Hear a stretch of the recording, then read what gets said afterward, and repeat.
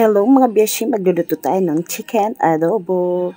Naglagay tayo ng paminta, ng suka at ng toyo. Ayan mga beshi ko.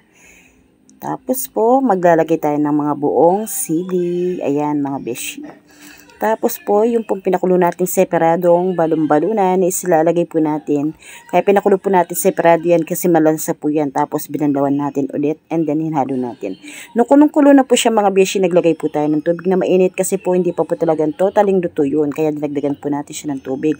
Habang sa kabila po is nagpapakulo tayo, sa kabilang kalan naman po is naggigisa na po tayo ng bawang at sibuyas mga beshi ko. Ayan, mas maraming bawang at sibuyas, mas masarap ang adobo mga beshi. Ayan, dahil lumabas na po yung aroma ng bawang at ng sibuyas mga beshi, i-ready na po nating lalagay yung ating pinakulo sa kabilang kalan mga beshi ko. Kaya po, tinanggal po muna natin yung sabaw niya ng pinagkulo. Inagay po muna natin yung ating purong chicken mga beshi. Ayan.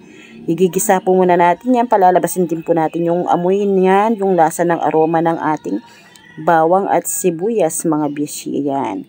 Halo-halo lang po siya or mekos-mekos lang siya ng gusto para magisa po ng gusto at maalis yung kanyang lansa mga beshi. Ayan po. Ganyan po yung style ng aking pagluluto ng adobo mga beshi.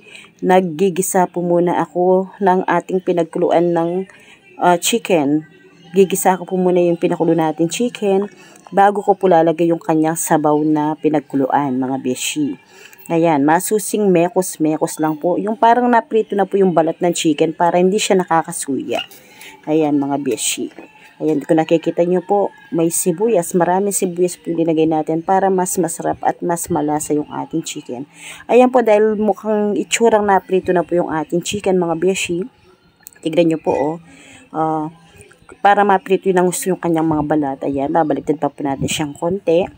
Pagka naitsurang ano na po siya mga beshi, yung naprito na, doon po natin ilalagay yung ating sabaw na pinagkuluan mga beshi. Ayan po mga beshi, ibubus na po natin yung sabaw ng pinagkuluan ng ating chicken adobo. Dahil nga po naprito na po yung itsura ng ating chicken. Ayan. Tapos ayan lang po natin siya ng kumulo hanggang sa matuyo yung kanyang sabaw mga beshi. Ganyan lang po kasimple yung pagluluto ko ng chicken adobo mga beshi ko. Pag may patatas, naglalagay po tayo. Pag walang patatas, wala po tayong lalagay. Pero mostly po, pag nagluluto po ako ng adobo mga beshi, ang ginagamit ko po is kalamansi. Kaso po, wala tayong kalamansi, kaya toyo na lang. Kaya suka na lang po mga beshi yung ating gagamitin. Ayan po mga beshi. Kumukulo-kulo na po siya hanggang po paubusin po natin yung kanyang sabaw. Yung makikita na lang po natin siya is tuyong-tuyo na lang po yung ating adobo mga beshi. Yung parang itsura niya is parang naprito po siya mga beshi ko. Ayan. Ayan mga beshi. Ayan lang po natin siya. Ayan, patuyong-patuyo na po yung kanyang sabaw mga beshi ko. Ayan. Yung tawag sa Kapampangan doon mga beshi is pamalan. Yung papatuyuin po talaga natin siya ng gusto mga beshi. Hanggang sa makita nyo is parang naprito lang siya mga beshi. Parang hindi siya chicken adobo. Parang naprito lang siya. Ganun po yung gusto kong style mga beshi. Yung malasang-malasang gambuto mga beshi. Para kahit sipsipin mo yung buto niya, malasa din siya yung naglalasa siya ng adobo mga beshi.